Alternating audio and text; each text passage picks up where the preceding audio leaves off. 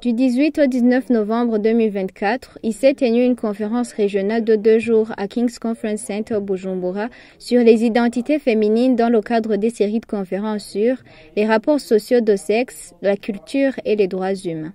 Elle a été organisée par Alpha-Jili We Heal Together avec le financement de l'ambassade des Pays-Bas. Cette conférence a vu la participation des institutions gouvernementales, des leaders religieux, des chercheurs et professeurs de différentes universités du Burundi, de la Suisse, de la RDC et du Sénégal, des praticiens responsables des organisations nationales et régionales de la société civile défendant les droits des femmes, des hommes et des femmes activistes et féministes. C'est une conférence qui s'inscrit dans la promotion des droits des femmes et des filles dans la région des Grands Lacs et a pour objectif de susciter la prise de conscience collective et particulière de la gentilité féminine face au patriarcat exo-endogène. Les panels et les débats en salle ont éclairé les participants sur les bases théoriques de la construction des féminités au Burundi et en Afrique, les effets du patriarcat et de la religion sur le bien-être social, physique et mental des filles et des femmes.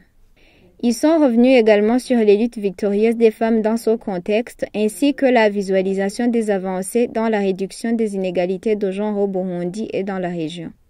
Les partages d'expériences sur les actions en faveur des filles et des femmes ont fait découvrir des femmes résilientes et activistes.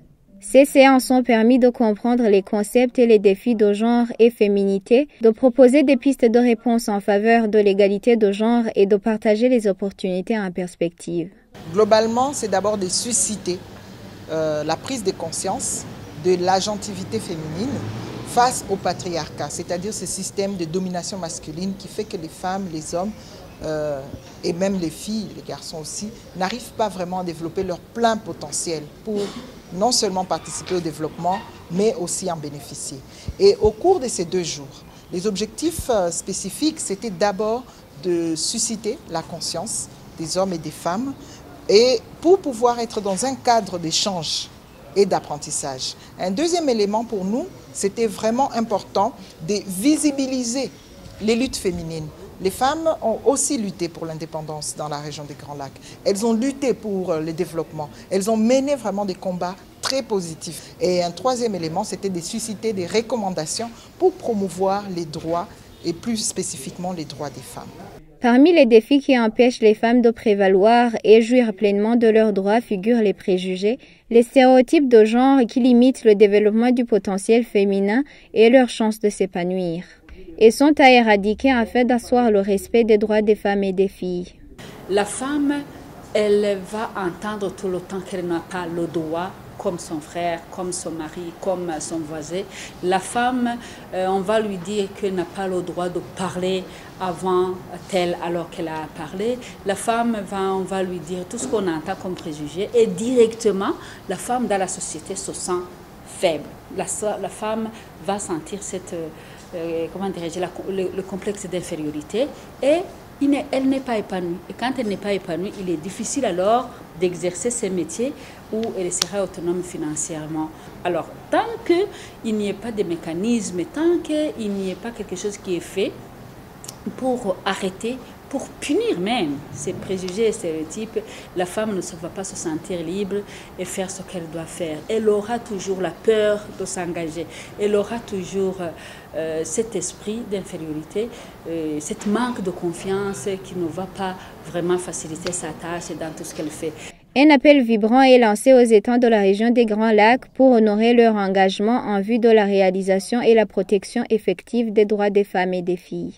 Comme vous le savez, que ce soit le Burundi, le Rwanda ou la RDC, nos présidents, en tout cas nos autorités, ont pris des engagements en faveur de l'élimination de toute forme de discrimination à l'égard des femmes et des filles.